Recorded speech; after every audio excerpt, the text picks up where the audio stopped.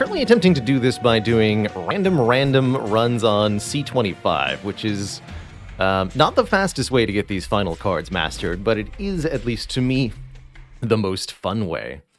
With our kind of self-imposed rule of if we see an unmastered card, we click on it. Although neither of these clans have any unmastered cards. That said, I see an immediate cool synergy. I'm very curious, very curious if we can make this particular clan combo win, because it does seem very unusual. And now that we've got our start of run music, let's talk a little bit about HelloFresh, because we did have that as part of the stream yesterday. After stream ended, I cooked up some burgers, and I was very pleasantly surprised at how tasty the food that we got was. In particular, there was a special sauce. They gave you a little packet of what was really good quality Dijon mustard, some kind of very nice ketchup, no corn syrup in it, and good quality sour cream. Mix them all together, add a little bit of vinegared onions and sugar, stir it together, and holy moly, was it good. And that's what we showed off the little tiny bottle of vinegar. Fee fi fo fum. I smell the vinegar of an Englishman. That's what the little vinegar bottle was to make that special sauce for the burgers, and it was a really good use of that tiny amount of vinegar, I have to say. How's it going, Snakebird? How did I feel the actual prep time compared to the time on the sheet? Truthfully, I did not follow that too closely. I was kind of interspersed, multitasking, watching media, going back and forth, and that'll of course stretch the time out. So I can't say that I rigidly followed directions like I was in a lab course or something. The potato wedges, of course, as we mentioned, they did not make any fries. Nothing shaped like a fry, but they were amazingly tasty, especially with that aforementioned special sauce. Oh, I wanted there to be more of it, which is a good sign. But I also understand why there isn't more of it, and I'm glad. No, it's really, really tasty. I'm very much looking forward to some zucchini paninis today.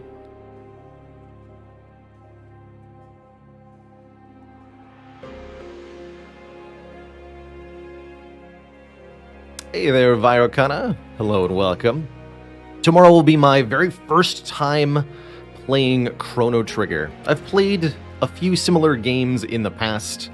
I'm not the biggest fan of JRPGs, more of a Western RPG aficionado, sort of growing up. That sounds more pretentious than it needs to. Anyway, I've played Final Fantasy VII, Final Fantasy X, Final Fantasy XII.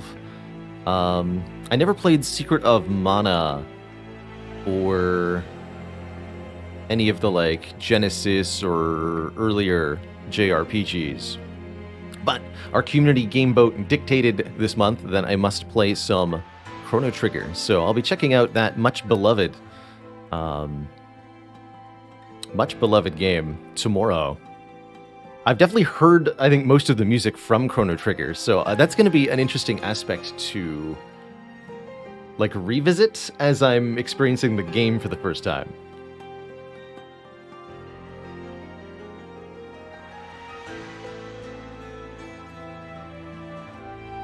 Oh, that's great advice, says Old Man Twitches. Says, we've been using HelloFresh for about a year. Save the recipe cards from meals that you like, and you can just make those again after buying your own ingredients. I think maybe having a little binder to put them in would be very good. Yes, any old RPG advice, save often. And sometimes grinding for XP is the necessary thing to do, especially in JRPGs. I think that's really, really true a lot.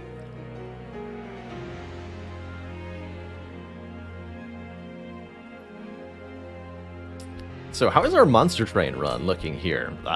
as I mentioned right at the start, we have a very intriguing combo here.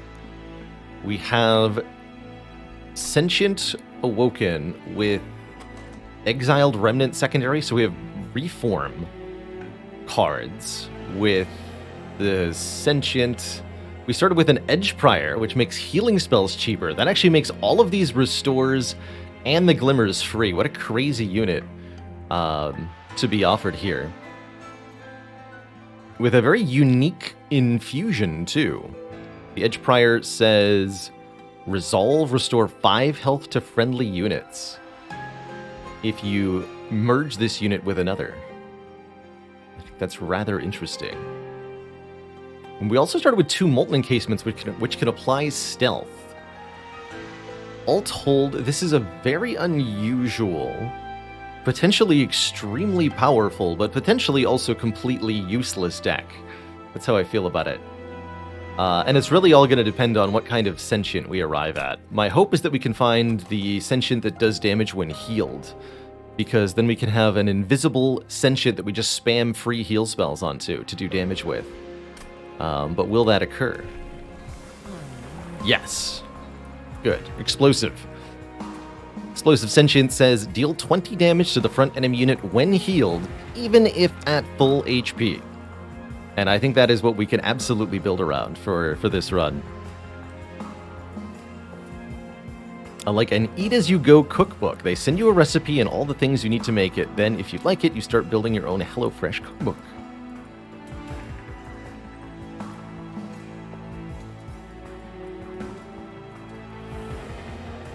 Pelargonian says, really nice thing about HelloFresh is that if you need a quarter teaspoon of thyme for a recipe, you receive a quarter teaspoon of thyme.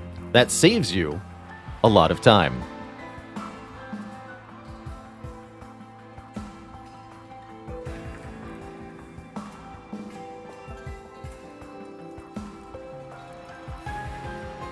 One of the things we did when we, one of the things that I did when we moved into this place was get a spice rack with all of the spices that I most commonly used in my own cooking, and you know, stock just like a reasonably sized bottle of each of those in it, which is quite a big upfront cost to do.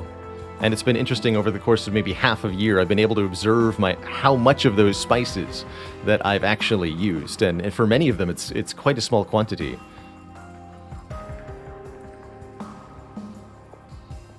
So things that I use a lot of are salt, pepper, garlic powder, onion powder, Montreal steak spice mix. I use a pretty good amount of rosemary, decent amount of oregano.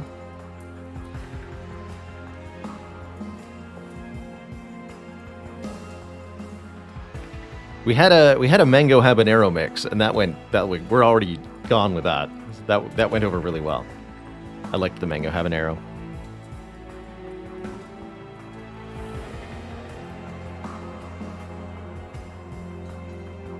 Just off the top of my head. Oh, and of course, paprika and chili powder. Those get a lot of use too.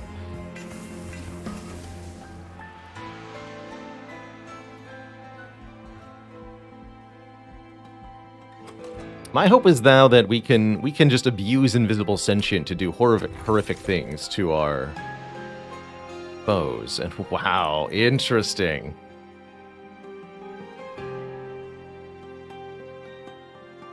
Salt isn't a spice. That's technically true. Yeah, salt is a mineral, or a fluoride salt, even more accurately.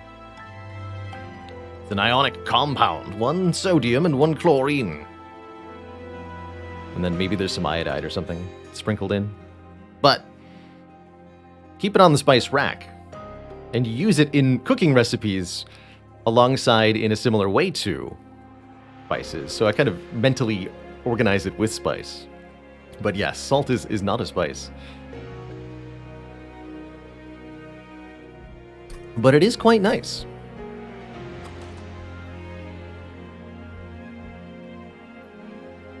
Split Anvil is good if you have spells of different costs. We currently don't. I guess I'll grab Endless to the first friendly unit played each turn. That is particularly useful with burnout units. We don't have any of that, but I'll quite like it with molten encasement here. That means we can create an endless stealth cycle. Oh man. And what a curious set of options here. I think a floor 1 rationing scales can be totally great. Set your pyre health to 50 before each battle. If your pyre health goes down, you get money. Essentially what rationing scales does is let you have 50 health per combat for free. So you can just tank 40 damage, no problem, you'll get it all back at the start of the next combat. Or if you have any sources of healing, you can turn those into monetary gain. But you still don't get any more than 50 health. And I find, especially at High Covenant, 50 health is about right. You really don't want to be taking more than that damage-wise in a combat, and you usually won't unless something goes wrong with Heaven's Seal. Dorkable Clover, thank you so much for 23 months of support.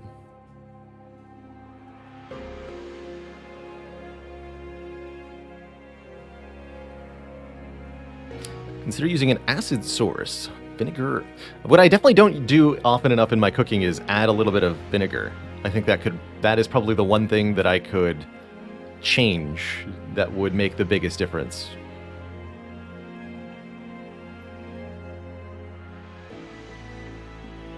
Sketches of Salvation could also be very hilarious here. Although that's mostly going to make it impossible to get Sentient and Edge Prior on the same floor. Also, with double stealth boys, I really don't think it's a good idea to sketches. Yeah, I'll take the rationing scales. Last choice, Thornfruit's not bad either, for the record. But without any way to boost those stings at the moment, not too interested. I can easily take spikes on our foes in the first combat here. Edge Prior's Infusion is nuts with Steel Singer. Oh yeah, anything that rejuvenates. Wait, like Sentient. Edge Prior's Infusion is nuts with Sentient.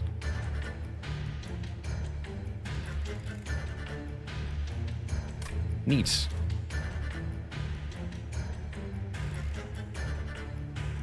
Scarthas, thank you so much for the 17 months. No, you can't put the infusion onto the champ. But you can put it onto a unit that you deploy with the champ.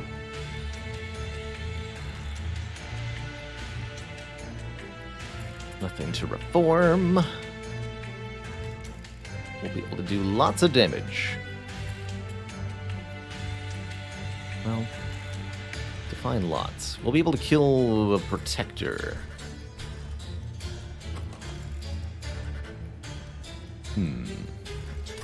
Noted. I was supposed to make the encasement endless, I think.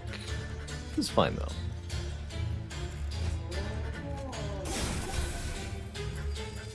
If encasement were to be endless, it wouldn't be able to be reformed.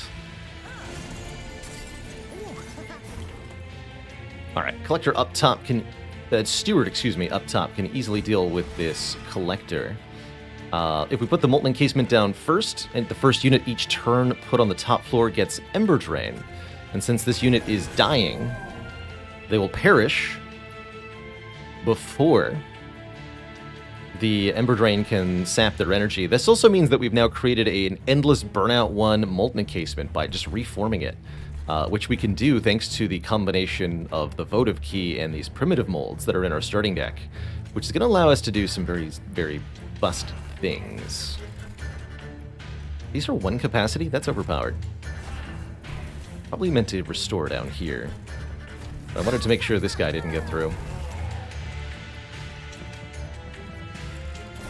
We'll have to snipe them with Glimmer.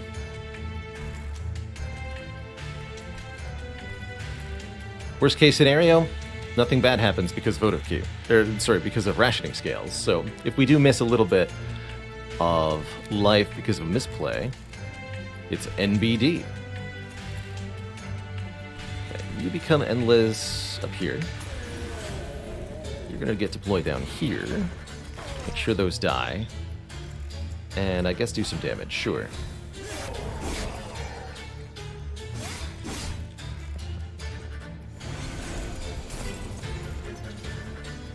Yes, reforming it additional times would extend the burnout more and more, but what I want is a encasement that dies every single turn so that we can get repeated bonuses of the stealth.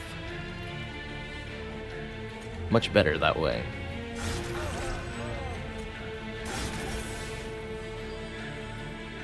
Oh yeah, because we don't actually have any attack damage? I see a problem here, fundamentally. Good news is Sentient's endless, so we just want to make sure we don't prevent Sentient from being deployed on next floor. And you can participate too, sure. So we do take some fire damage to that unit, but the rationing scales will make it irrelevant.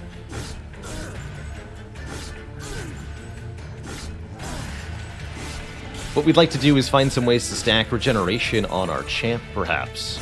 Or maybe just heal her more times per turn. Anything that achieves that means will work just fine here.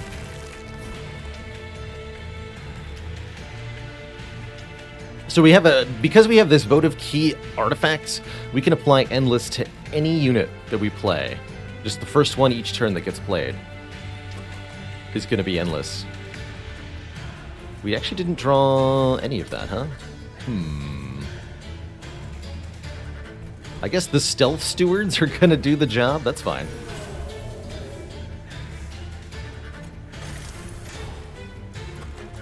That is totally fine.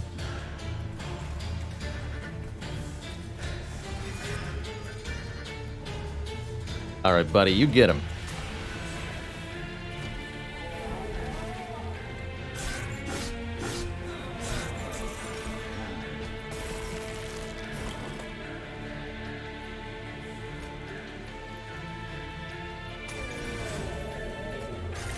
Minus 65. Okay, so we'll have to actually take some more fire damage here, and I'm okay with that too.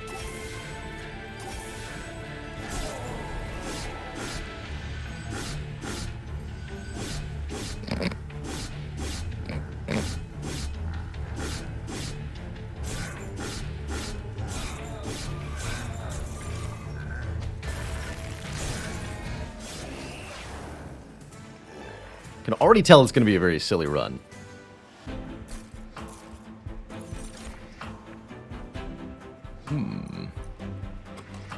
Steel Enhancer is somewhat tempting. I think we probably do well to have a Vine Grasp here to give us some way to do targeted damage to enemies and to give us a way to reposition enemies on their floors. So one Vine Grasp here, just a 0 cost, deal 3 and move the unit to the front. In the early game, it's a way to kill those annoying archer things or to kill collectors. In the later game, it's a way to take important enemy units that buff others and bring them to the front where they can be killed. You can also use Razor, a very important reminder. Razor Sharp Edge kills enemies that have less than 2 health. I'm gonna grab this Vine Grasp. And ooh, we got a Giraffe. But what about Entombed Explosive?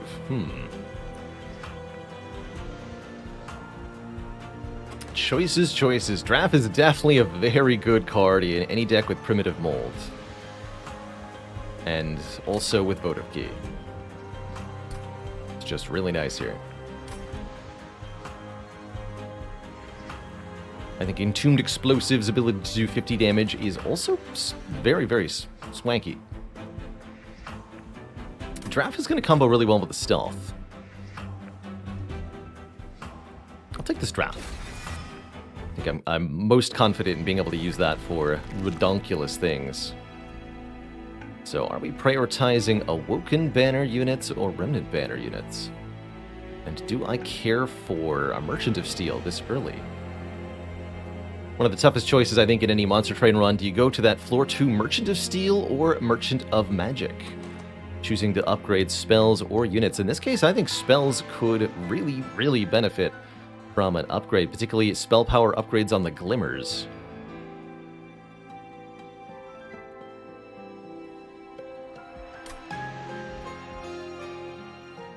And I think we're more likely to find something that we want out of an Awoken unit banner than out of a Remnant unit banner at this moment. So I'm going to choose this way. 20 magic power and consume. Making one of the reforms free sounds like a good idea, too. Before we purchase those upgrades, though, let's actually see what's here. Ah, Thorned Hollow. Interesting.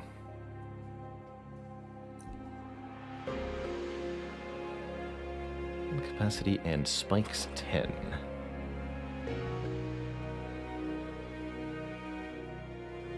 So the essence of the Edge Prior. Plus 5 health and resolve, restore 5 to friendly units.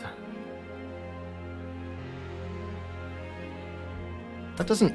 The first part of that, the plus 5 health, that's a bonus max health, right? And that won't, my understanding is, affect this Thorned Hollow. That wouldn't be a rejuvenate proc. I don't think. Kind of interesting to do spikes plus stealth. I don't think that's a good idea, huh? Well, you never know. But that could let me then build up all the spikes. It was strange. Oh, that's right. And that's just a one-time bonus. Sorry. For some reason, my brain was parsing the plus 5 HP as part of the resolve effect that would occur each turn. No, that's not occurring. Okay. Don't worry about it then. Do I want a Thorned Hollow? That is the question.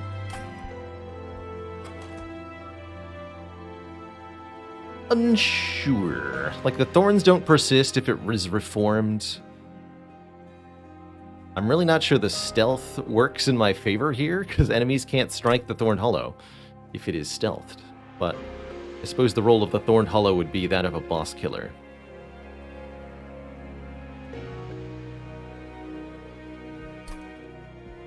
I am unconvinced that this is the correct choice.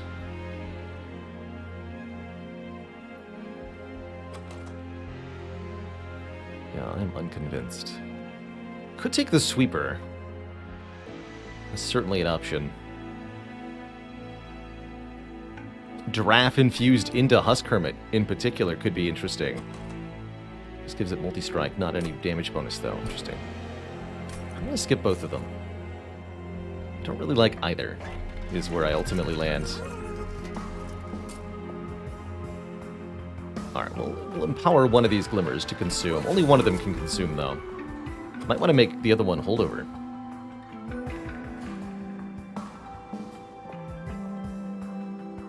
And then we'd ideally put like 30 spell power on it. That sounds like a great idea.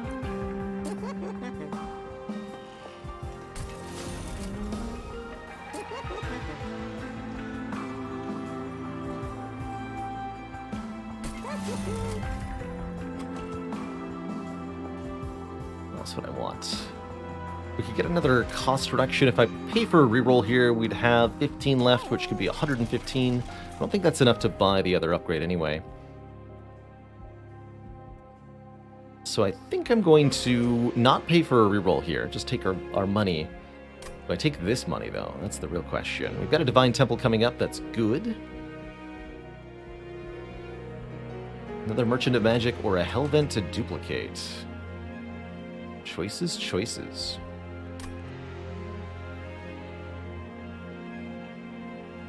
Hey there, Virtual 256. The one on the left is primary, the one on the right is secondary. The dot, which can be present on both icons, indicates whether you're playing the primary or exiled version of that clan.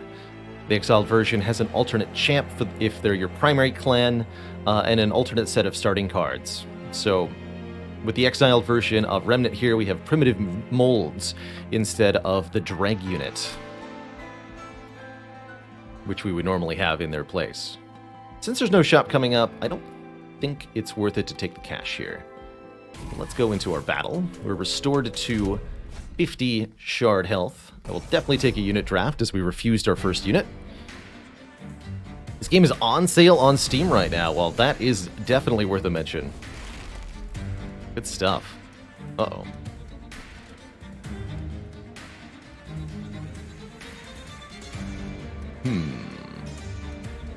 Alright, Sentient is going to go on top, I suppose. I'll make an endless Molten Encasement. I'll just put 2 Train Stewards here, as their 5 damage attacks are going to be more than enough to cleave through the low health enemies that are racing to the top of our pyre with these hasters. Oh, how dare you.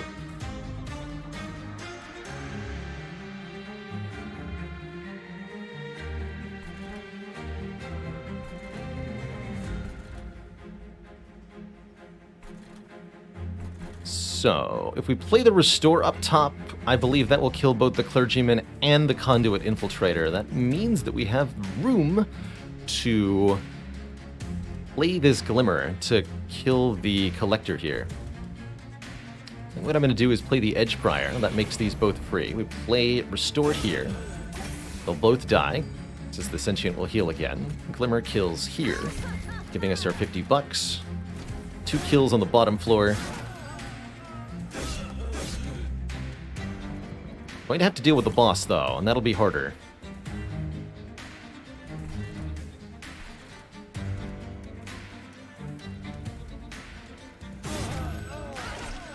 Stacking some regen on Sentient can help.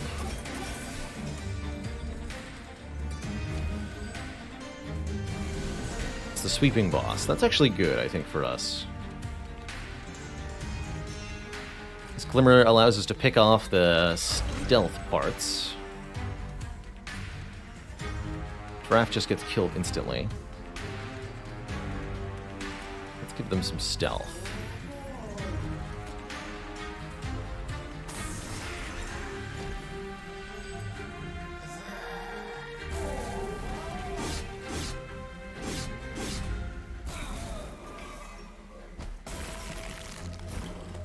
So each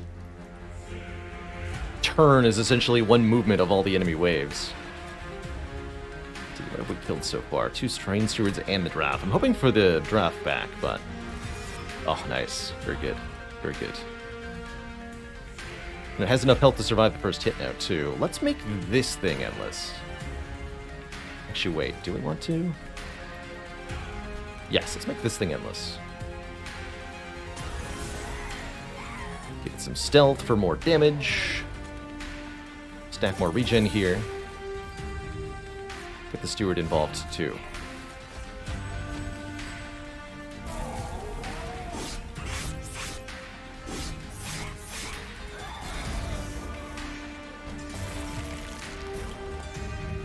Oh, beautiful. Perfect time to draw the Empowered Glimmer. Blam. And this guy will get a couple hits in too, so that's enough to take out the boss without any fire damage, thankfully. GG.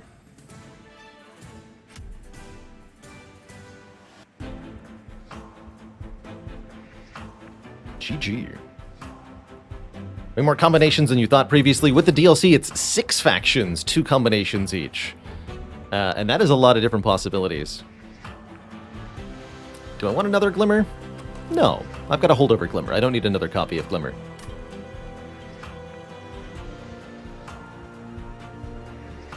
And I have to say, the DLC, The Last Divinity, that adds Pact Shards, the 6th faction, and the ultimate final boss to fight, definitely made the game a lot more replayable for me.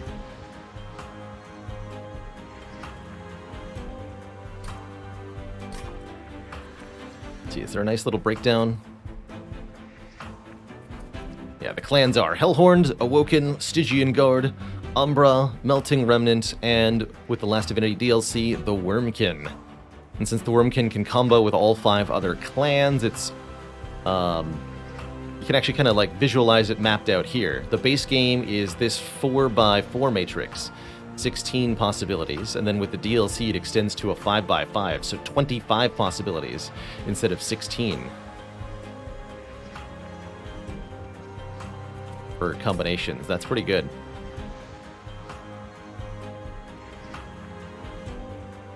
And then that's not even counting different champ and different exiled or not status, too. Plus 10 and burnout 2.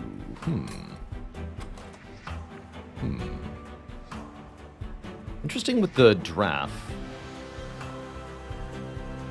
Could be useful. Could take another molten encasement, but I think we're okay. I'll grab a whiplash. Oh, here we go. Strike, apply rage to friendly burnout units. Now, that's one of my favorite things to do with a draft. Is some kind of like Paraffin Enforcer combo. Specifically, you can even do draft infusion into Paraffin Enforcer, making the Paraffin Enforcer itself a burnout unit. But if we're playing with Endless using the votive key, I don't think that helps me that much. We might simply prefer the raw stats of a Lady of the House. Lady of the House is definitely a good one for draft infusion, as it makes her burnout 4 multi-strike, which is very good.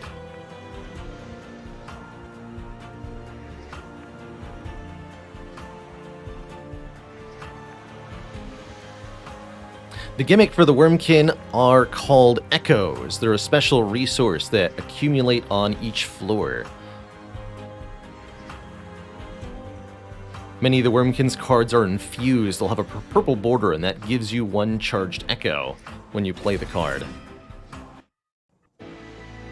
And then everything the Wormkin have that is special is a derivative of the Echoes. Eggs use the Echoes to hatch. Reap uses Echoes to deal damage. Stuff like that.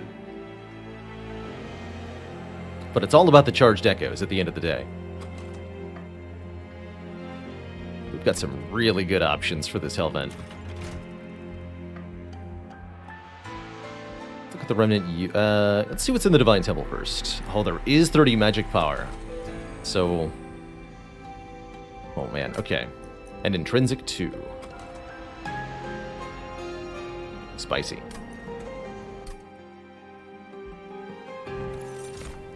Slay, gain dollars. Harvest could be okay. Harvest is money gain whenever something dies. And having something like Endless Molten Encasements can really, really, really, really help with that, actually.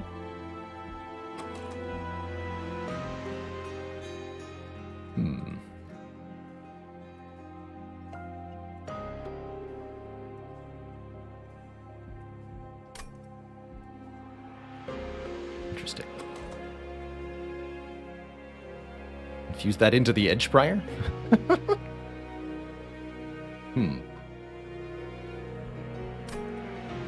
Thinking about Wickless Baron here. Dead Teddy, thank you so much for that full year. Thanks for being here. That's right, the Worm can also do, like, cards that say consume. I think that's fair to say.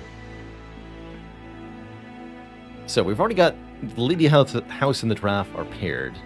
I'm probably going to merge these Molten Encasements together, and then I might duplicate them afterwards. That might be what we're doing here. So, Baron would be... how many temples do I have? Okay, we've got temples for days. Actually, we have only 3. So, max of 3 infused units, which would be a lot of shards. But I think we're headed in the right direction to make that work.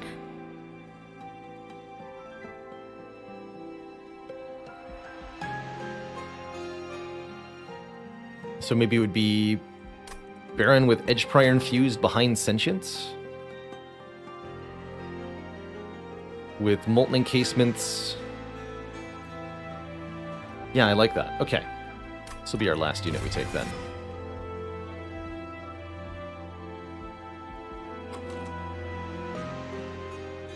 I think I'll look at the caverns before... well, no. Let's at a minimum do this before I look at the caverns. Just in case we see a duplicate event of some kind. Although I don't want too many holdover cards. Oh, we're offered tomes. Apply Endless to a friendly unit, huh? Unnamed Tome applies silenced enemy units. I note that we're fighting Seraph the Patient, who is particularly vulnerable to silent. So grabbing an unnamed tome, 0 cost, consume permafrost card could be quite nice. Silence also shuts down essentially any enemy ability that has a purple circle icon is the easy way to remember what silence does for me. which is notably those stinky guys that give armor all the time. Given that we're using Endless as part of our strategy, that could also be helpful for that purpose. So I'll grab the Unnamed Tome here to shut down big armor mans. And now I have to decide on something.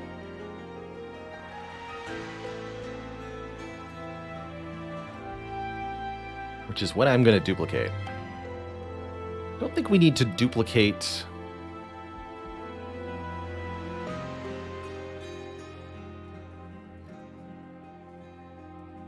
our Glimmer here. That's going to be strong enough. I think I'm probably going to duplicate the Molten Encasement then. This will cost a lot of shards if I do it after fusing them together. But I like it.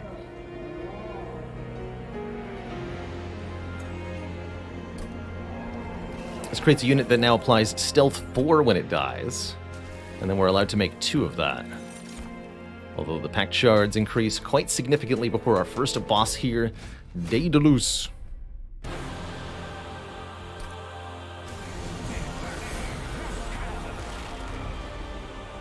Daedalus.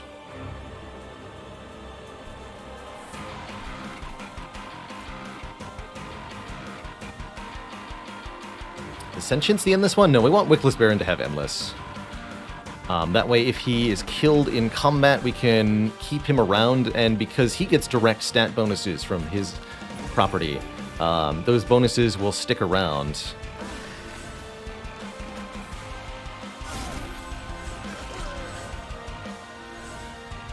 If he is revived. Didn't want to put that steward into the reform pool. Okay, so this is the thing to make Endless. Give them all the stealth in the world.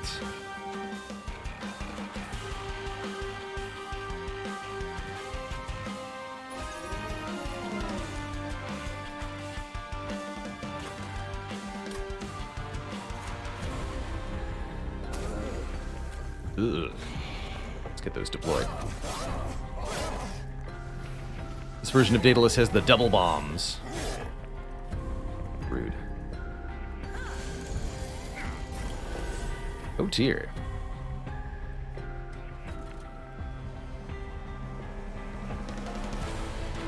Thankfully, one Molten Encasement's more than enough to keep both lines stealth tier for now. Nobody's actually in the consume pile yet. Suppose if I keep the Lady of the House alive, she won't go to the consume pile. Oh well. Let's get healing.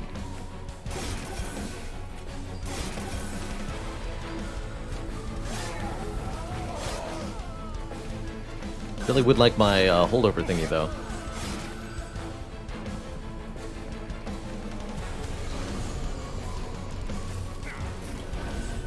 Hello? Dang it.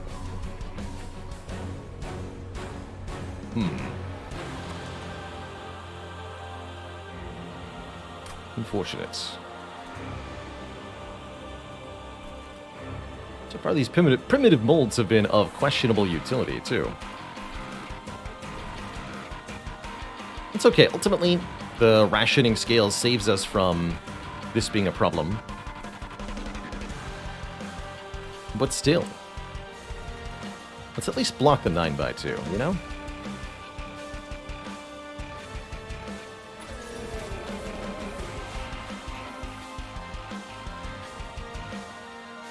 Oh, because this doesn't prevent... I understand. Alright, well, they're both dead then. I understand. Let's see, do we have any primitive molds coming up? Just one? In that case, don't die yet. Did not realize it would work like that, but makes sense.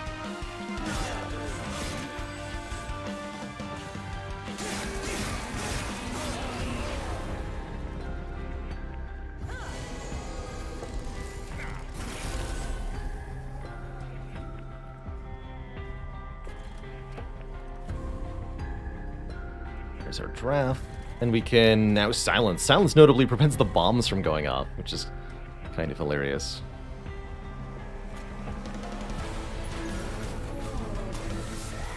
Okay, kill those two. Heal yourself a little bit. Doesn't really matter to silence the bomb. Let's keep the option available to silence wherever the bomb goes next turn, just in case I don't like it.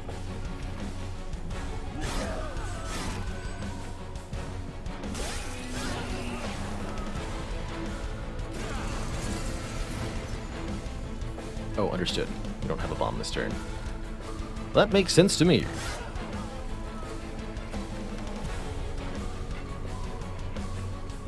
So, this primitive mold returned to me.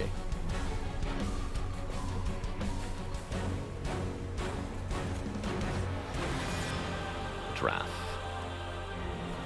Understood. Glimmer finally shows up next turn.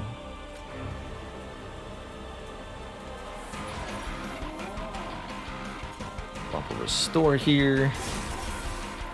That does most of Daedalus's health and damage. Glad we kept the Baron with the Endless property, so we can redeploy the Baron with more stealth on the next floor as Daedalus advances. I think for this reason we're mostly going to want to put our Baron on the bottom floor. That's also the best place to get Harvest procs, usually. We need him to be the Endless one. Well, I guess we don't, actually, because Daedalus is dead. GG.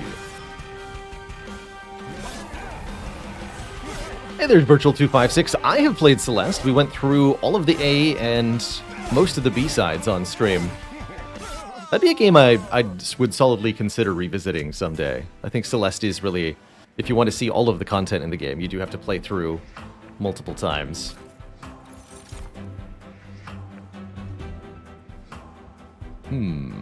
Restore a friendly unit to full health and swap attack and health. Good old intent on death. Trigger a unit's extinguishability without killing it. Lets us get even a little bit more stealth going quickly. Sure, we'll take intent on death. I did not do Act 9. No. Cultivate. This could have also been something we built around, maybe. But I think we have most of our units spoken for at this time. I'm going to be taking additional card draw. Please. And thank you. Woken Hollow would be great, but we don't have any really room for it in the deck, so to speak. Do I take a Merchant of Steel? I think we need to take the opportunity. Although we don't have a lot of money to work with. Actually, I'll be going to this one. So maybe I do take the money. Pyramanes is also more money, essentially. Although I do like the opportunity to remove 2 cards, as getting Train Stewards out of this deck would help a lot. A lot. If we could trim some of that fat, so to speak. But I think it's better to take the money. A bit here. Oh, interesting. Conscription Notice. First summon your champion, gain a random unit card with +10/+10. -1 cost, -1 capacity. Notably, this only ever generates 1 capacity, 0 cost units. It's not as random as it might sound. Could be a nice little addition to your battle line, if you've got the room. I would say that we do not. I'll take a Vapor Funnel instead. That way the units that sneak by us don't actually do any damage to the pyre, allowing us to earn more cash from the rationing scales. We'll upgrade our champ. Probably just going to go further rejuvenate damage. 40 damage per heal instance. Sounds pretty good to me.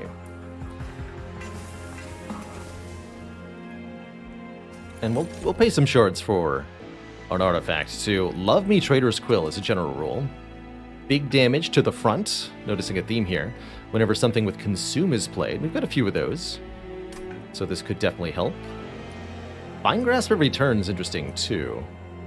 Just 1 deal 3. Or Extinguish Armor 5 to the front. That's fascinating, but not necessarily helpful.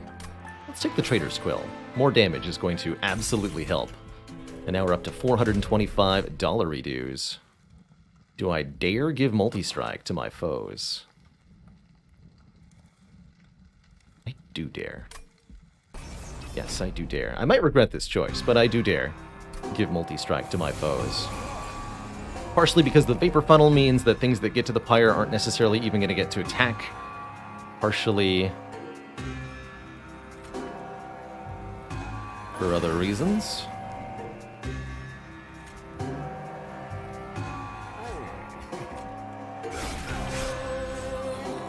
Absolutely destroyed. Although then this guy didn't even die, technically. And I was supposed to make the Baron endless, but I did not. It's okay, we'll just have to make sure he has lots of stealth.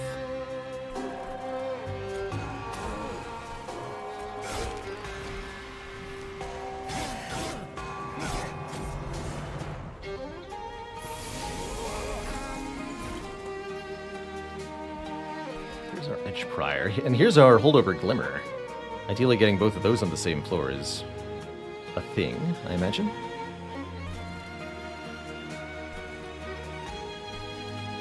We don't have room if I want to stealth the Wickless Barons, so I don't think we have room.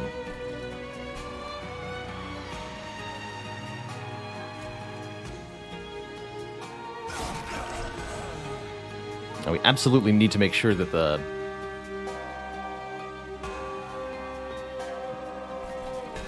death is occurring.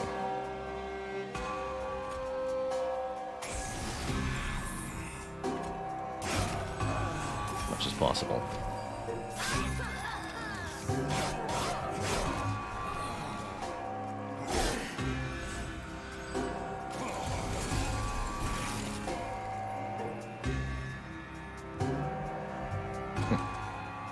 But my molten encasements. Hello?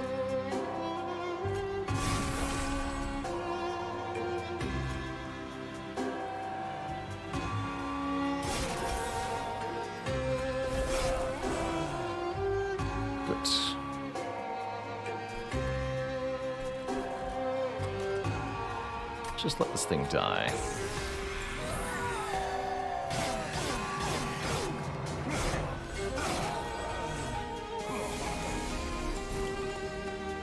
Finally.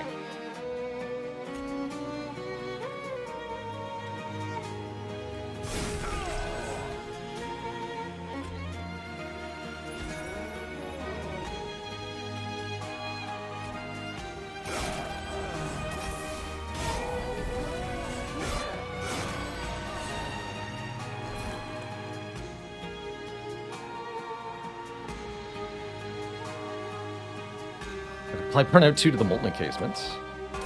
Currently, we're just going to do 38 damage per stack of stealth with the Wickless Baron. That is inadequate. Worrisome. That is the key work. First unit played each turn, that's correct. First friendly unit played each turn. So even if I reform it, I can then make it endless, if I wish.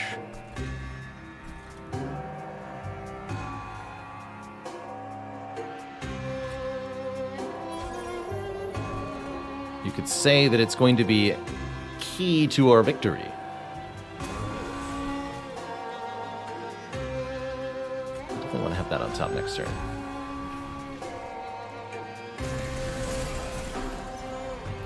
Okay, that's plenty of damage. We'll defeat this fool. Good. I was a little worried there for a minute.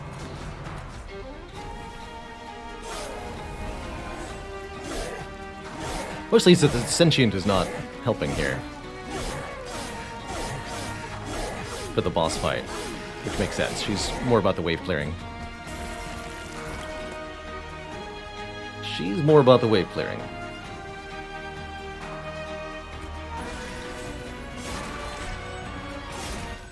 GG. Oh, and we do get a boost to the pyre. Wonderful. I guess you could say that the Sentient was able to exploit our opponent's Achilles heel. Plus 15 damage to our pyre pairs lovely with Vapor Funnel, which normally reduces the damage of the pyre. There's the second Edge Prior. Wonderful. And now we need some more capacity. So I'll probably take additional floor capacity from our next boss reward. Targeted Reform could be something. Although Wicked Blaze at 2 cost. Skip that for the money. Wait, what's this? Divine Artifact? What do you got?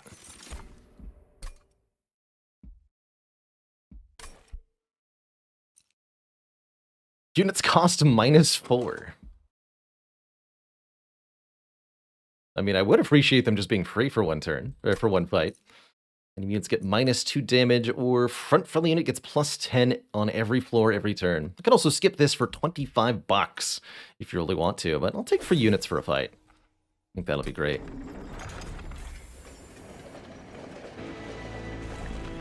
And now we're definitely going to a Merchant of Steel, our first of the run.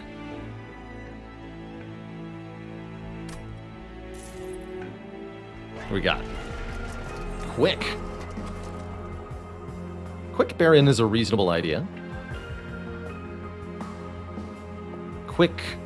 Actually, no. We want the Lady of the House draft combo to be quick. And I'm infusing draft into Lady of the House. 1, because we get better stats. 2, because that creates a priority unit. So let's put quick on her. And then, using this Divine Temple, we'll merge the draft with her to give her 1 more turn of Burnout and Multi-Strike. Making her pretty deadly. I will pay 10 shards to get rid of 1 primitive mold, excuse me. I realize that our shard count is getting into the dangerous territory here.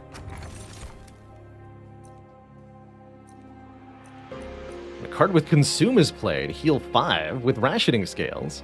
We'll only benefit from that for 2 fights, but that is going to be a significant amount of money generation from refracting lenses. Or the Golden Vault lets us prevent pyre damage by taking money loss instead, which is hilarious to me in concept. I think I'll go with the refracting lenses. They're both fine, though. Battle Stew.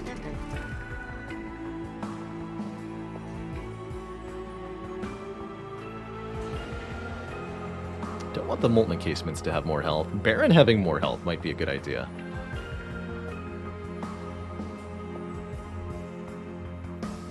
I'll just save the money. Large Stone. Oof.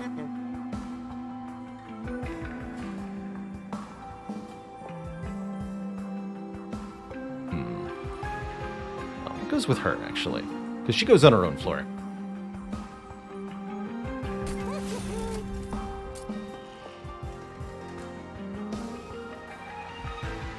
The Baron a bit of a combat upgrade. And I'll pay for 2 card purges here. We need to get these stewards gone. And that needs to happen now. And I happen to have extra money. Okay, our last Divine Temple. Next floor, we'll be able to get our final unit infusion, where I'll infuse something into the Wickless Baron. I do intend for it to be one of the Edge Priors.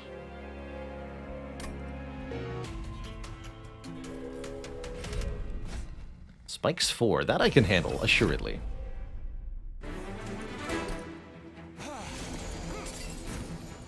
And we'll get another random artifact for that, which is juicy. Oh no, all the primitive molds on turn 1. That is not good. Yikes. Oh, that is really not good.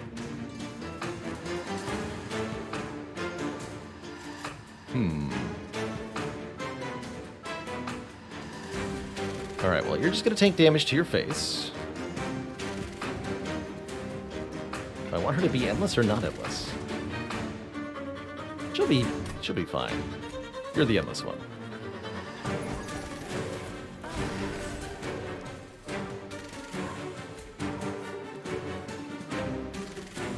Fine Grasp not actually helping anybody here. This Primitive Mold's definitely not helping anybody. Blah.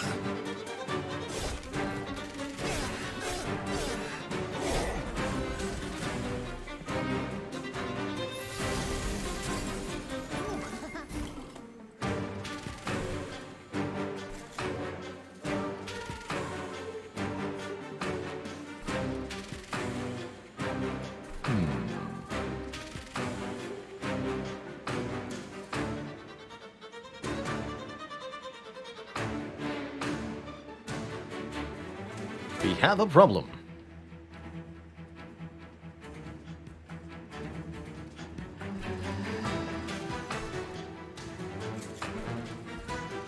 Lady of the House needs to get deployed on this floor immediately, and this train steward goes on top? Question mark?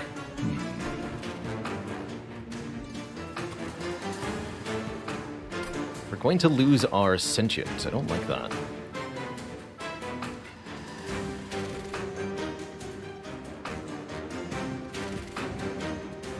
I won't easily be able to reform her either. Actually, you can go up top. I've decided.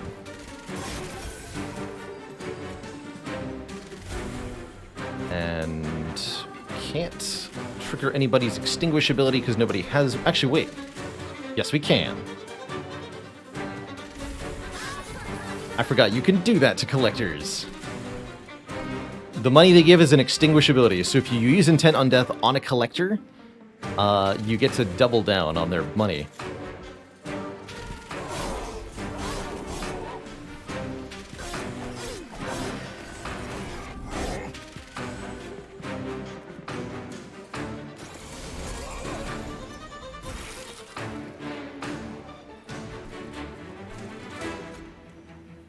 One time. Oh wait, there was only actually one hit there, never mind. Alright, you're endless now, lady.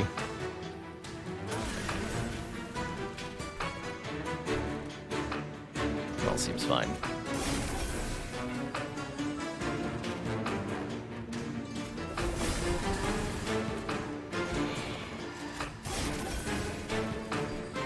Alright.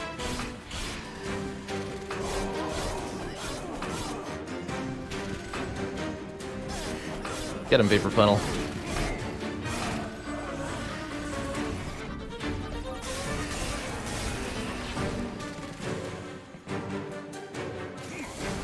Really worried about the boss, though. Finally. Hold over Glimmer.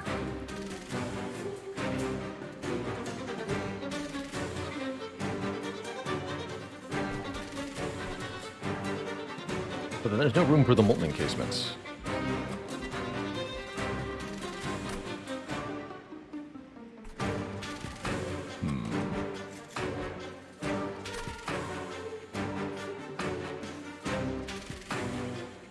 That momentarily.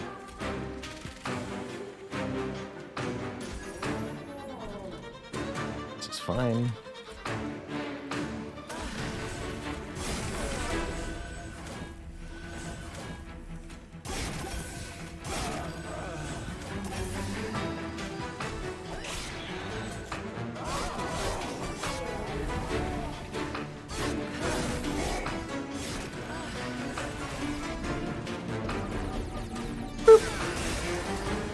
Spikes, though.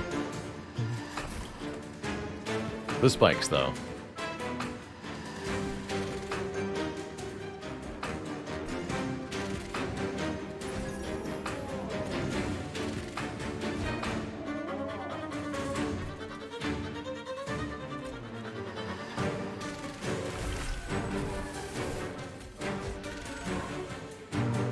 This one burn out.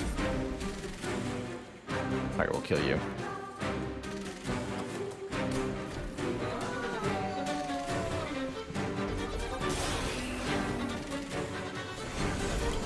This boss has sweep too. That's definitely going to be a problem for me.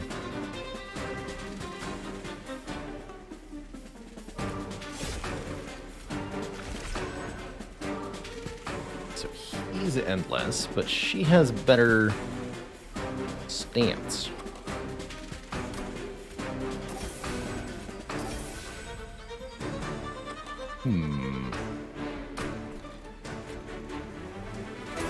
Perhaps we'll put him on the top floor.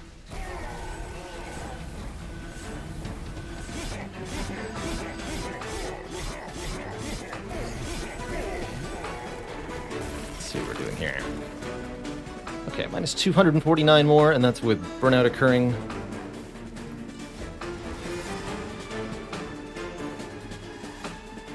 So let's just give him more stealth up top then. Time to get my hands dirty.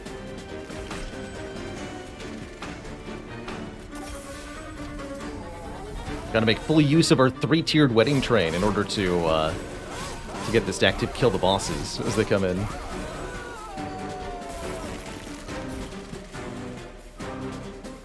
Success. I'll take it.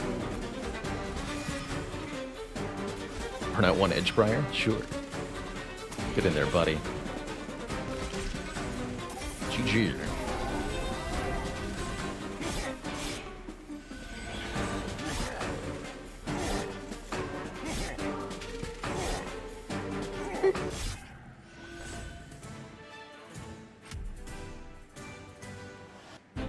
Oh man, and what a reward we get for that. Encased Ember gives us 5 energy, 5 Ember whenever a tomb unit dies. Tomb unit being both of these molten encasements. Not even limited to once per turn. Very, very good find here. Although we don't have a good way to spend a ton of energy currently.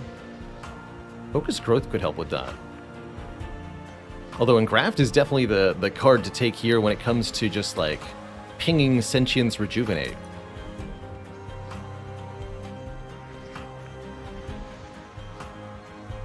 We would benefit from him, as usual, I find, as Revenant. We did see a Sack Dagger earlier. I should have taken it, because we could be Sack Daggering our own encasements.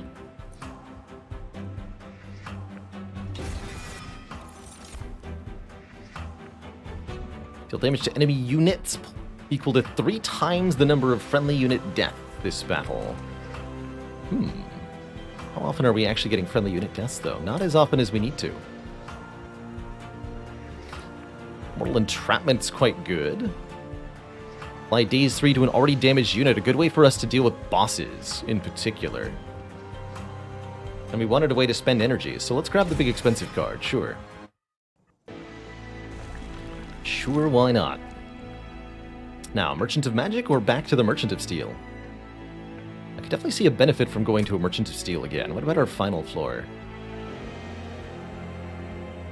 Merchant of Steel is also with Hellvent, Unstable Vortex. Okay, so we can reasonably assume we're going to go this way before Seraph. So we'll visit our last Merchant of Steel then. We need to get the Unstable Vortex here for the card removals. Get these stewards gone. Never again.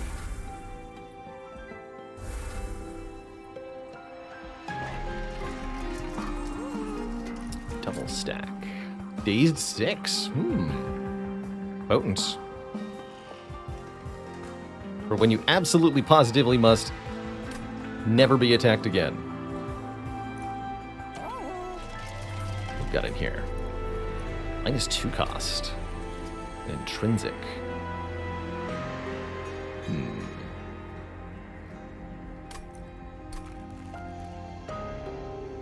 Intrinsic Engraft is not bad. Seems like a waste of shards, though.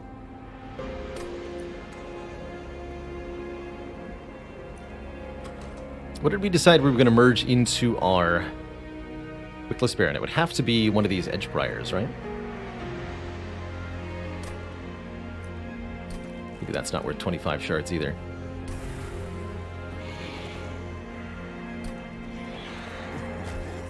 Too bad, I'm doing it. Hey there, Jerinoy. That silent run yesterday was absolute fire. Yeah, we could make this Mortal Entrapment 2 costs, like 2 costs instead of 4 costs, but quite frankly, I don't think we're going to care one way or the other how much it costs.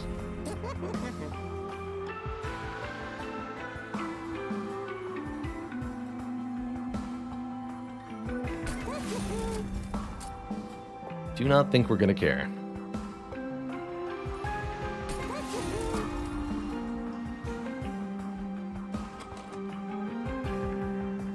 looking for in addition here? I guess just card purges.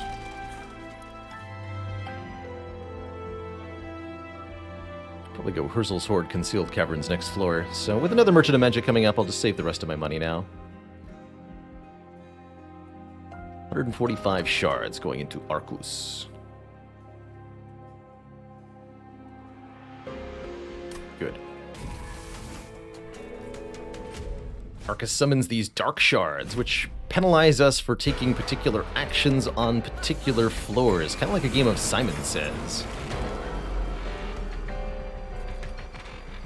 This particular variant of Arcus will constantly summon these stinky absolvers who constantly add curses and deadweights to our deck. Unacceptable.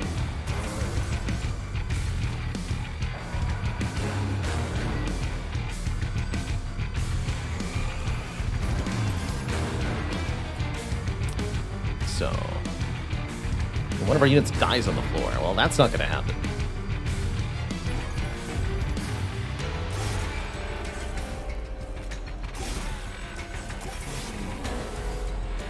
Again, I think we could start cutting more primitive molds from this deck. We're really not reforming that much because of the votive key.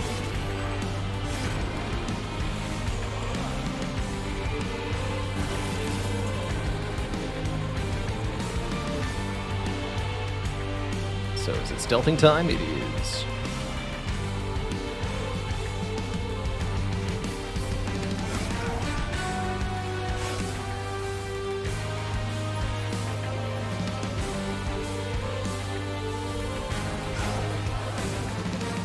That's right, you don't die if there's nobody to kill you.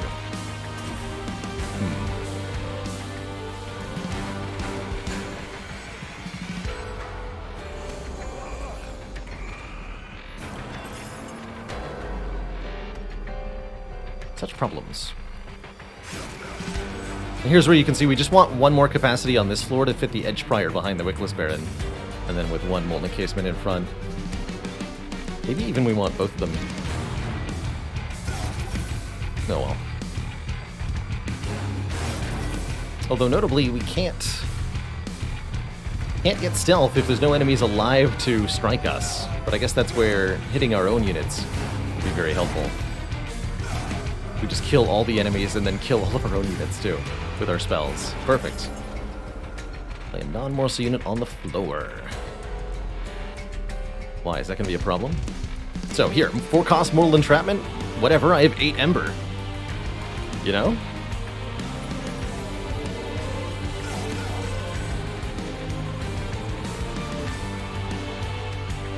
Oh, Arcus is technically dazed. Or technically injured, rather. Boop. Now he's dazed.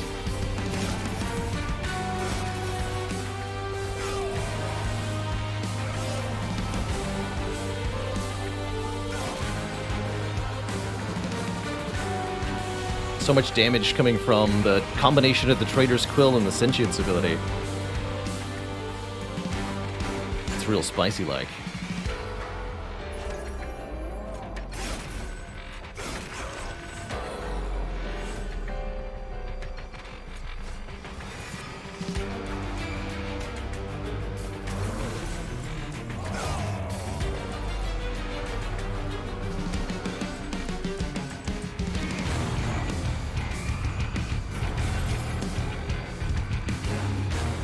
Kill it. Yes. Good work.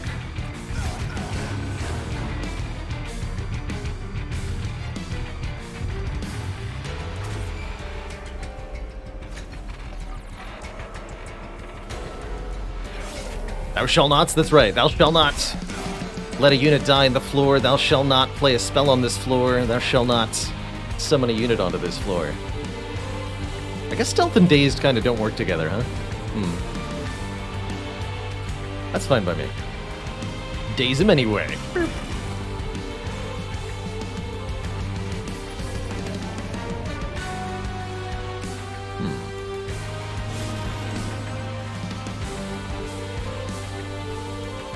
Problematic.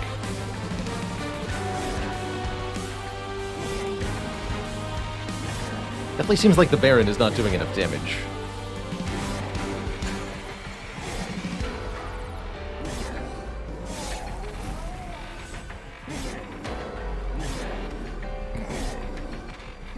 We can also just solve this by getting more stealth.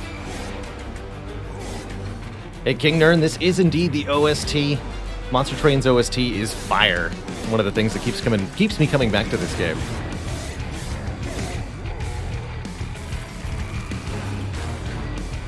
The lady does do more, but the lady burns out.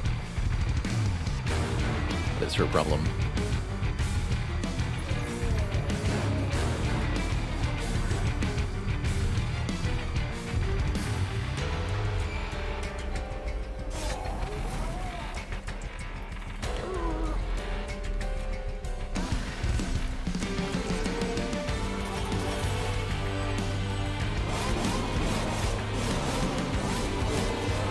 Yeah, she just dies. Boop.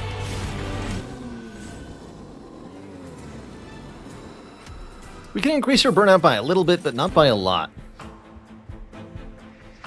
These are odd cards. Devourer of Death. Harvest Extinguish thing. Try a unit and give it better stats. Channel Song with Innate can be pretty good. But I don't think we want any of this. The Resolve applies spikes to friendly units is kind of cool too. It's not per turn though, only after combat. Let's take my 10 gold. We're going to be taking the Light of Seraph, +1 capacity on each floor, allowing us a little bit more room for our units.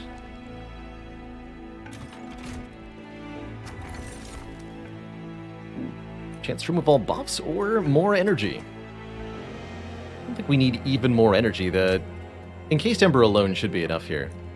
Let's take a Cleansing Water. Let's upgrade our Sentient, max 60 here, or Revenge Cultivate 1 and draw one more each turn. That's a neat little cross path we could take. The draw +1 each turn would be massively helpful.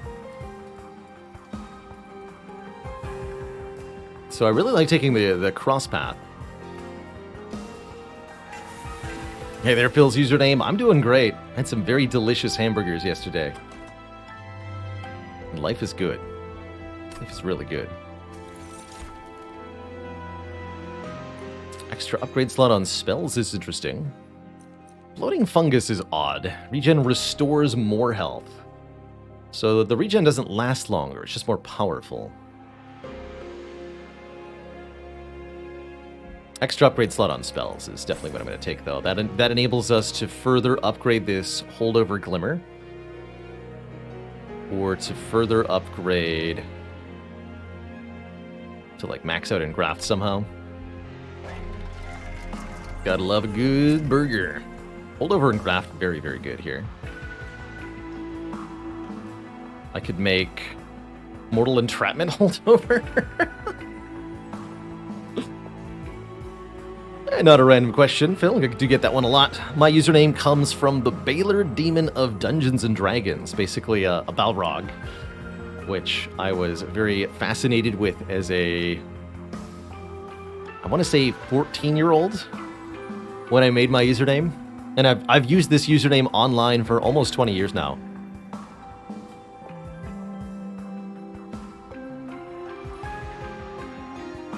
We get to the goal of 25 HelloFresh yesterday. We did not, although we got really close. I think we ended at 23. That code is still valid for the next few days. Wait, is that in my title today? Oh shoot, no, that's supposed to be in there.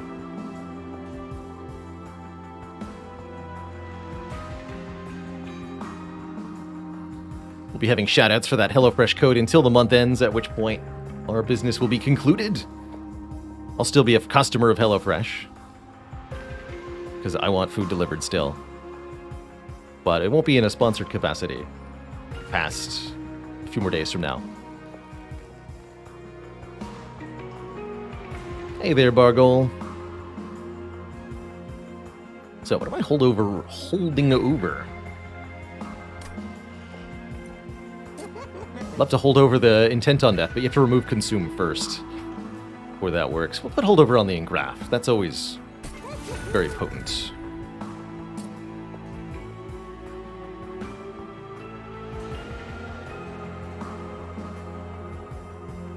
Or I could have put holdover on Vinegrass. Maybe that was the play? So that I had a way to kill my own tomb units? I love that idea. That probably was the play.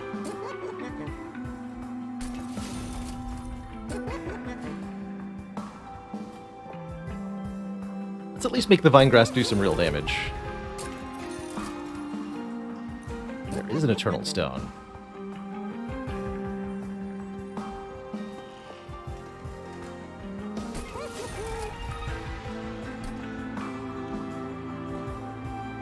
Neat.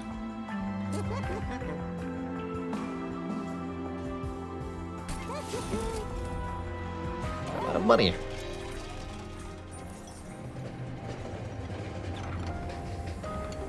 I think we've definitely pushed the shard limit here. Heal. Push, pull, or descend. Heal, descend. Increase capacity. Yes. I want that.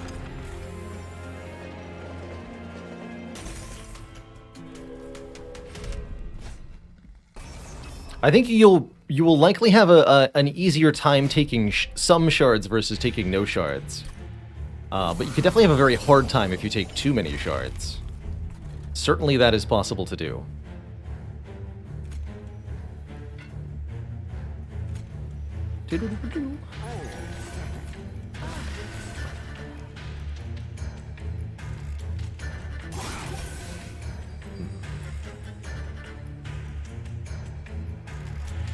It's a shameful turn one, really.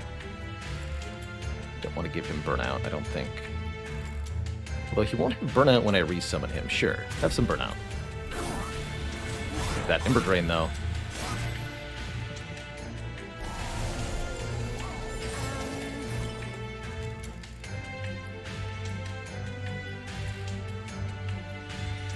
Choose one unit to play?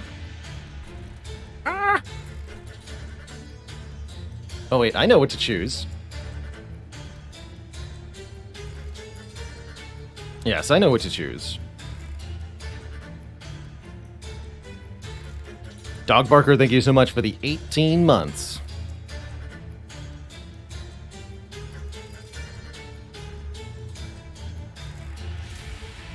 Of support. Yeah, any +4 embers?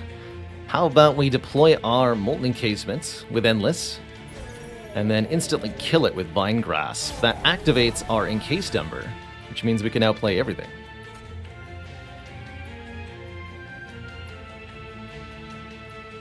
That's even before the Edgebriar gets involved.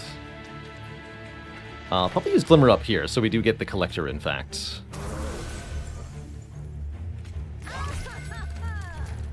Sounds grand.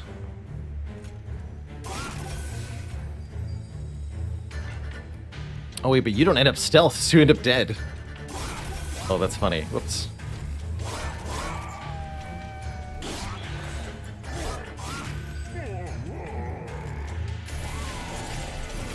Oh dear.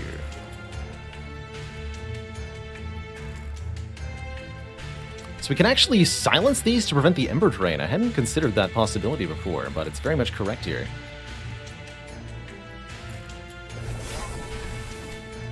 So we get -100. Then they'll both die to the pyre, so we don't need to worry about this anymore. So yes, you no longer have anything stinky.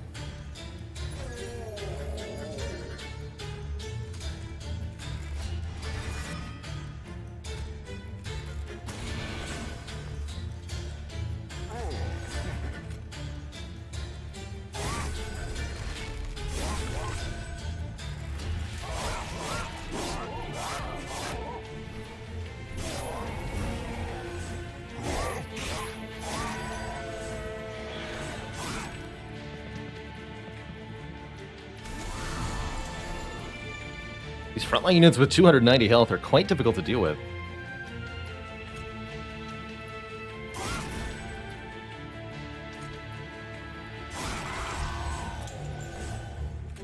I think we're starting to get the hang of it.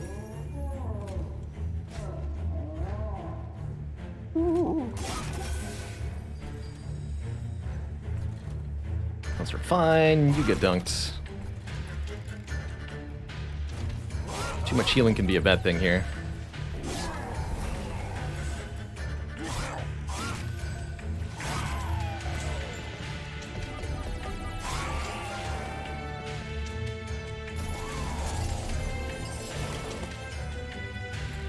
Beautiful. Note the amount of card draw we're getting per turn each at this point.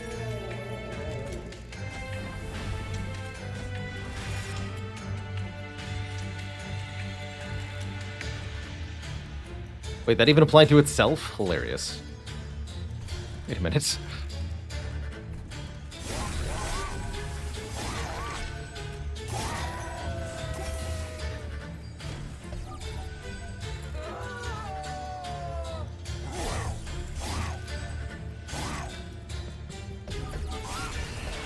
Get him, Pyre.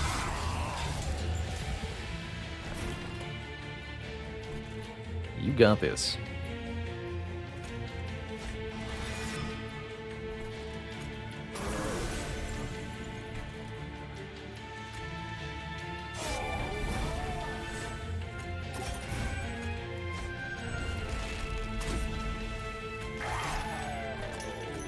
That 13 stealth on the Baron seems pretty okay.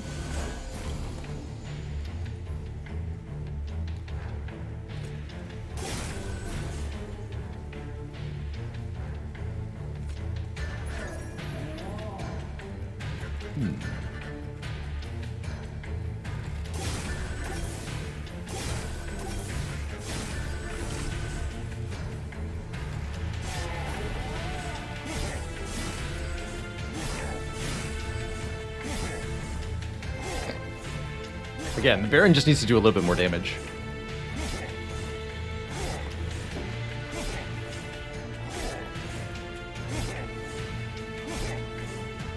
This is particularly problematic when it comes to the Last Divinity, because we cannot defeat Last Divinity across multiple floors.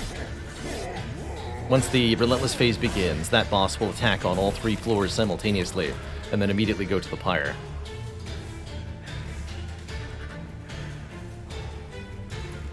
So there is a problem.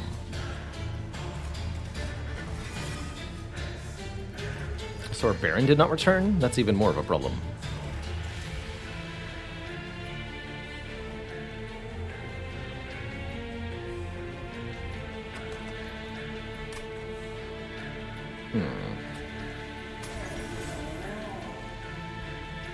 Guess that's not a problem.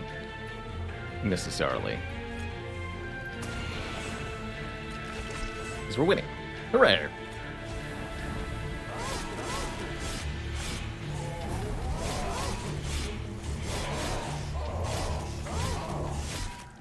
GG. Get $400. One to an enemy. Could be nice. Restore health to unit and descend it. Could let us kind of overstack a floor. Could also be nice. But I don't think any of these ultimately help that much. What a cutting hat. Thank you so much for the 2 months of support. Votaberry is pretty amusing. But Votaberry also really requests that you have a way to kill it. Is this a random run? It was. That is how it started. Now it is a ridiculous run. But we're trying our best. Aha, okay, Baron has multi-strike, and that is probably all the difference that we need here. Good. Maybe I'll even dupe the Baron now. Only 2 capacity. Having 2 of them would be really, really, really helpful.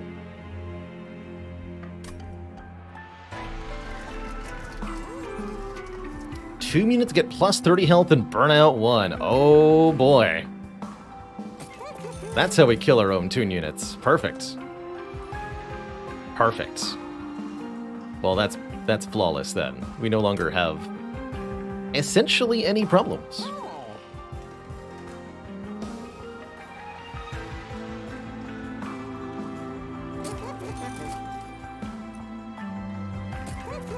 And in case that weren't enough, we'll take the Waxer Snuffer, which says extinguish abilities trigger twice. So we're now gaining 8 stealth when a Molten Encasement dies. And now I can make a third one. No, I'm gonna make double Barons. Holy moly, we got so strong suddenly.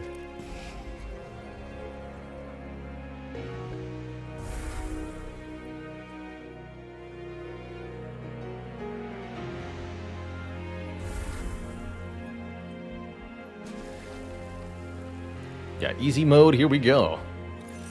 Sure, it might be 175 shards, but...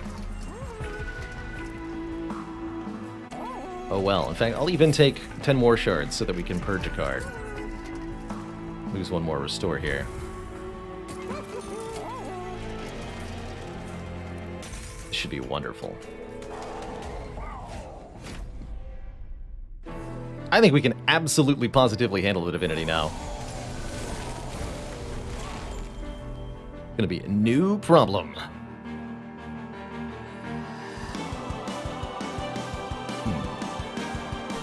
Should probably put Sentient on top for this fight, since his Light Wing is gonna be annoying. Although no, we can just let the Pirate kill him. Okay, go on the bottom then.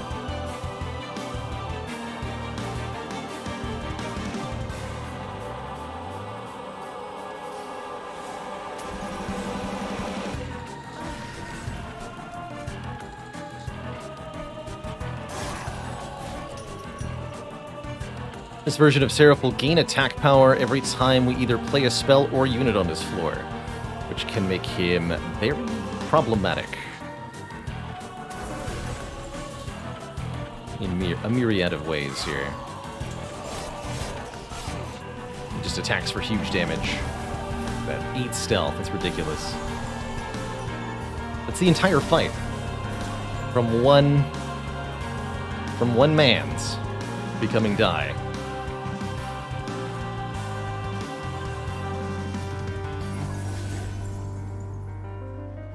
Put that on the Molten Encasement, wasn't I? It's okay, that's what we got Reform for.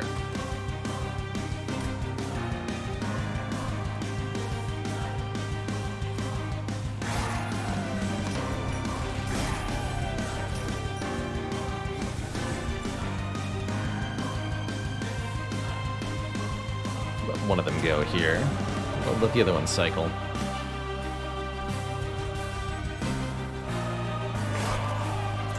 I could descend the lady too, that's true, but then I can't play the... if I overstack the floor, I can't keep putting additional Molten Encasements in front each turn, which is what we definitely want to do here. Yeah, make that thing endless. With Burnout 2 now, it's fine, it'll just get killed.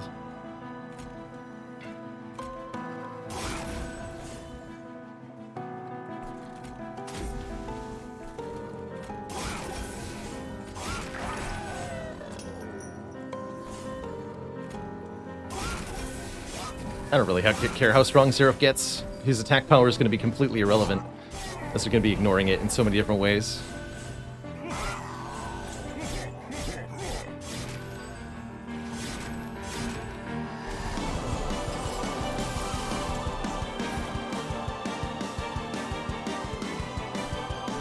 By dazing him, by being stealthed, all of it.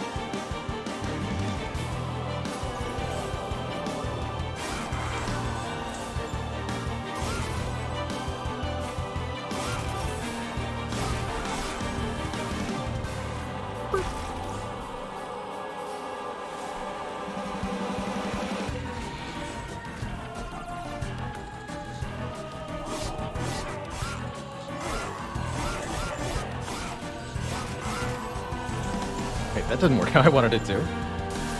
Fine.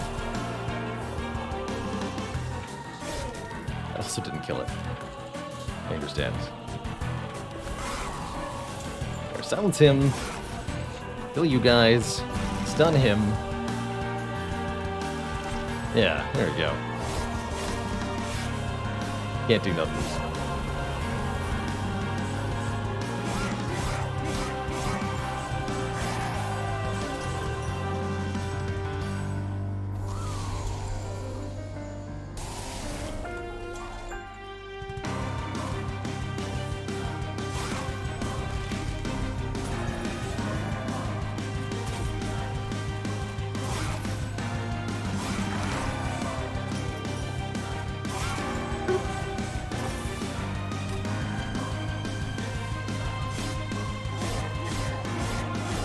You can actually see that the discount from the Edge Prior is mostly irrelevant, because with 8 Ember per turn, thanks to the encased Ember, we are in good towns. Except when they don't die, then we're in bad towns.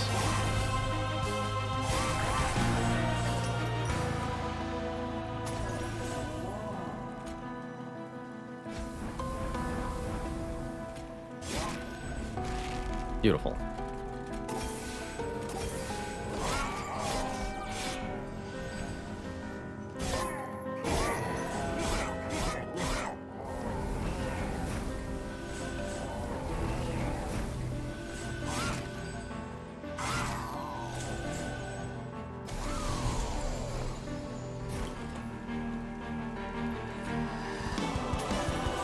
Yeah, and he's already just destroyed completely.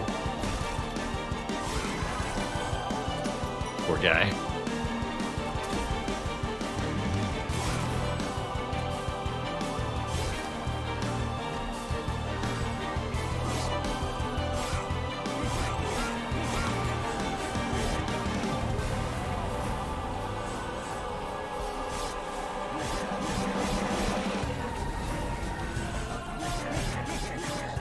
So we essentially multiply the amount of damage we're doing by 8, because we doubled the number of Barons, so that's times 2. We made the Barons attack twice, that's another times 2, so times 4.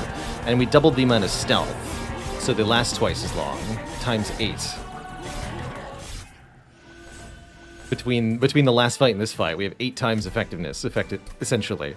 And that's kind of how you end up scaling in Monster Train a lot of the times, is by, you just take the number that you've got, and you keep multiplying it somehow. Familiar figure hunches in front of an iceberg. She stands to meet you. You're destined to do this forever. Might as well make him hurt for it, eh? Get a Shard of Divinity, 100 armor for the next fight. This is an event that can only appear before the final battle if you have over 150 Pact Shards. So only high shard runs will see this. And I think you have to have a certain number of victories with each clan or something. That's going to help, because our health gets reset to 50 by the rationing scales. Thanks for the money.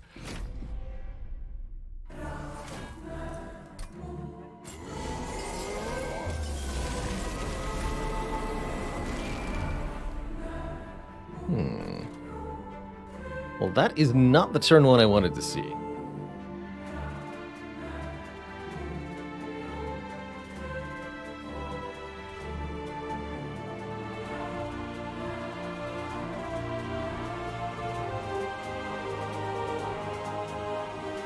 So this last Divinity boss, it's manifest on all of the floors at the same time, and it has health and damage that scale with your shard count. Each floor has a different property. The top floor sweeps, hitting all enemy units at the same time. Middle floor has multi-strike and the highest average damage output. The bottom floor has trample, causing excess damage to do overkill. With our usual bottom floor plus mid floor setup here. Unable to make use of this mortal entrapment. That's okay. Sentient might end up dying. That's right, we get stat gain when she gets damaged. That's kind of cute. Lots of deadly waves in this last Divinity fight that can be really challenging to deal with.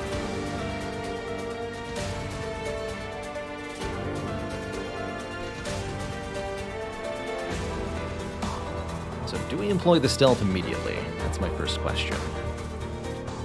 I think the answer has to be yes. Which means this one wickless baron doesn't get to participate initially. Or I could put him behind the lady of the house. That's the other option.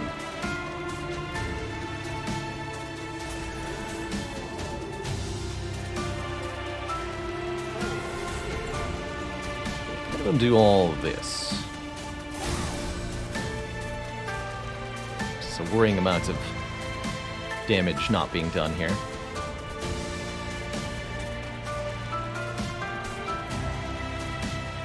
Top floor seems like a bad place for him.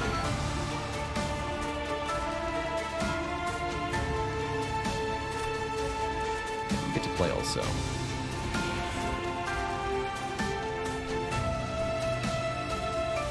I suppose I could always reform him, but then he'll always have burnout.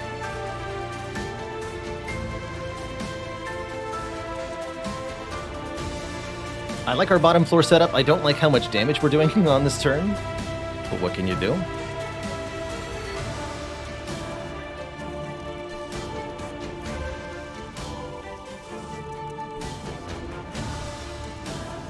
I think we need to wait on this man.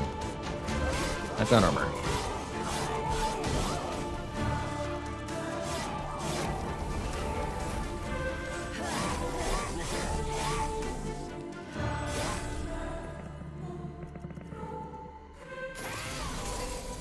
This is one of the waves that's really problematic. This would be a perfect time to draw our silence so that we can shut down this armor 10 to all units. Very much what I'm going to do here.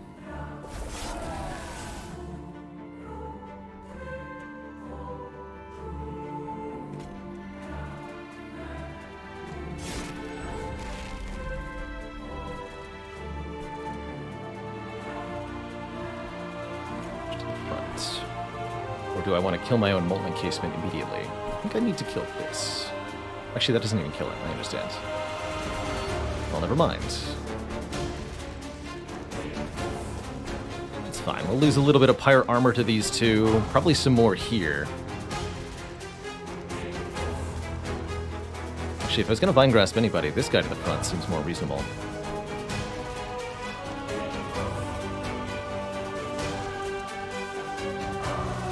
Oh, interesting. The enchant is still applying. I don't think it matters much, though.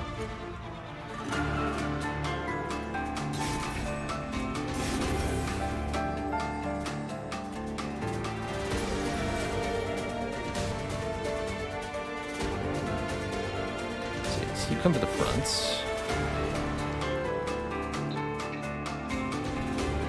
And you both go here, actually.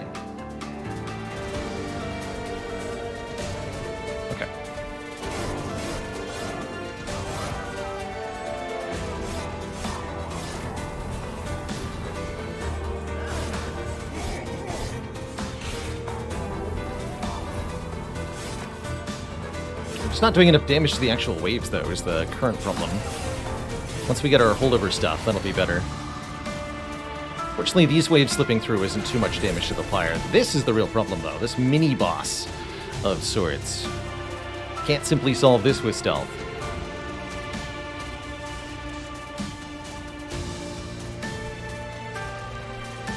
But I did draw a lot of healing on this turn, so that's a good sign. This essentially all just dies. We take maybe 12 fire damage to this wave. This one's a lot worse.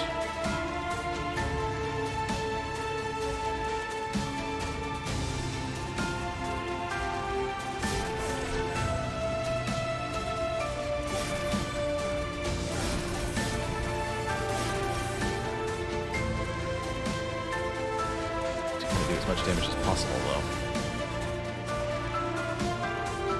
Should play you first.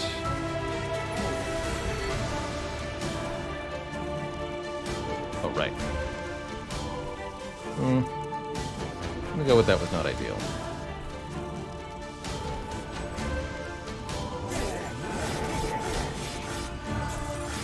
$230.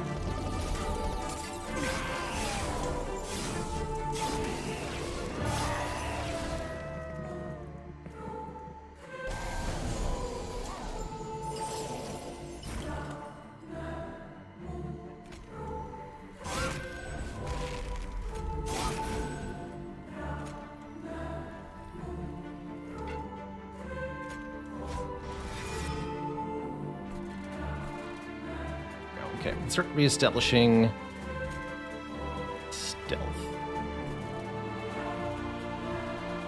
Hits for 22. That's a real problem, huh? Don't know how to stop that. I need to further set up on the bottom here. That's deeply concerning to me. Too bad I can't give stealth to the fire, you know? Well, these all gotta die, too.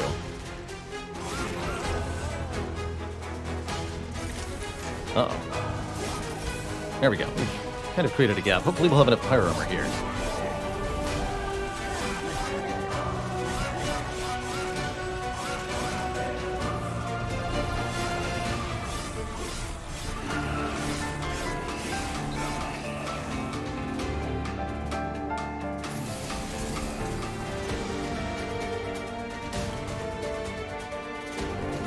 This helps tremendously.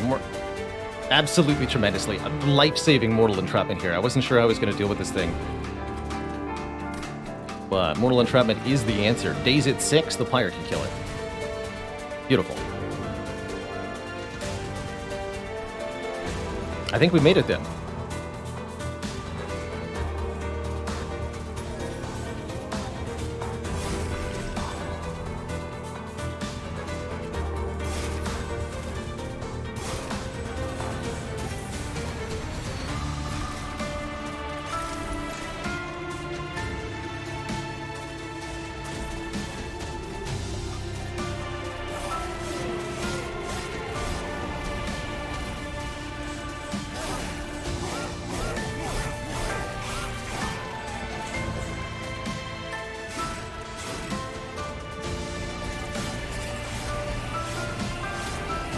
Wow.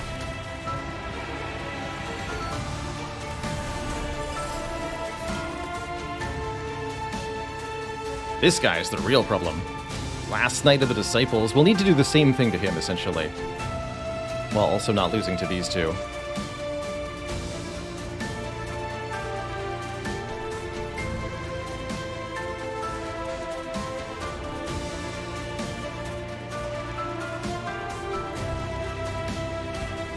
Getting her back helps a lot.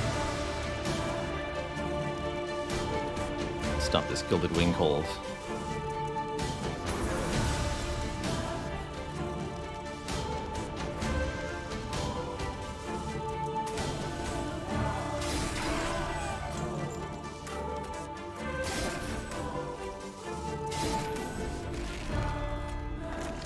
It's only 342.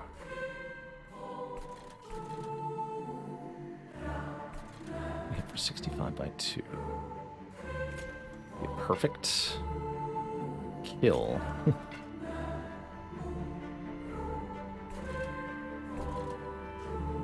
Worth considering.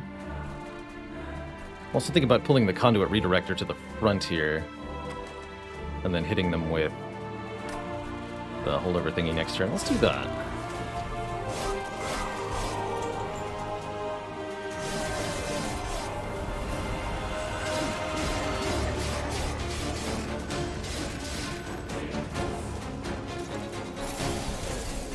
$400 is a lot of health. So Plague Glimmer up top here. Really wipe the floor with them.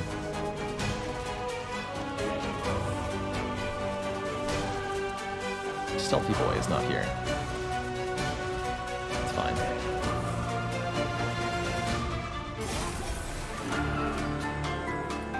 These backliners aren't that dangerous either. Here's our Mortal Entrapment.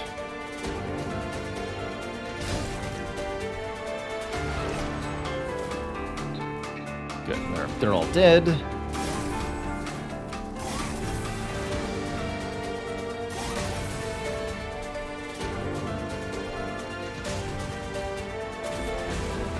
Wonderful.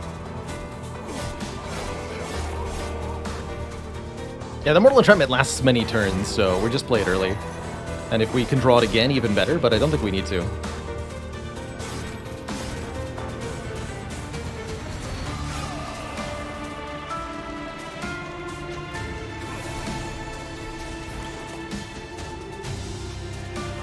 Just wipe the floor with this wave.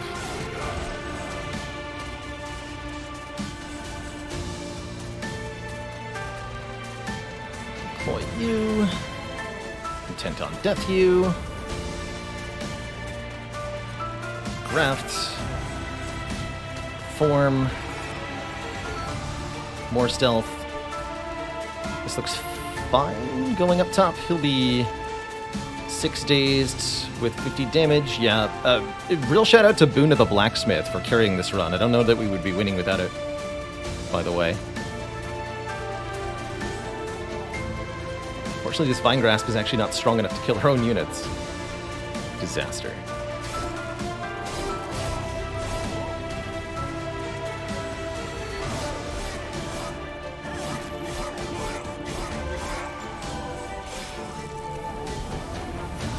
How about 57 turns of stealth?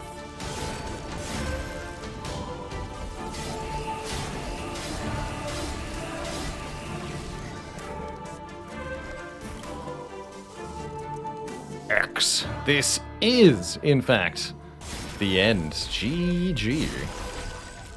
We made it. With a very unusual, rather creative, Awoken/Remnant hybrid run. Using heals to do damage, kind of relying on the Pyre to take a lot of hits for us, too. GG.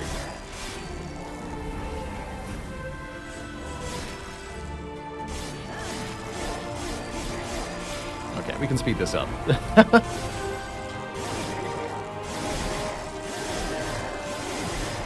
Since it's going to take a long time.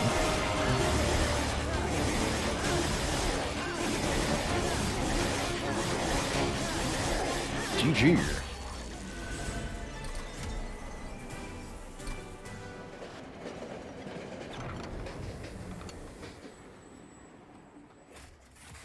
The world's broken. If it's not freezing, it's something else. Till then, give him hell. Never saw what hit him, literally. Just getting dunked.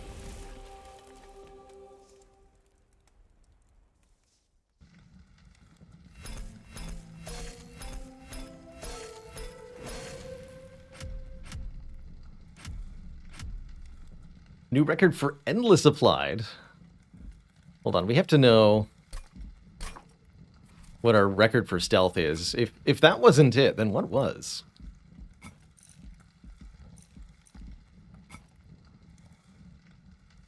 Stealth applied. 934 was the record. I don't know that we did 934. I've done a lot of stealth before.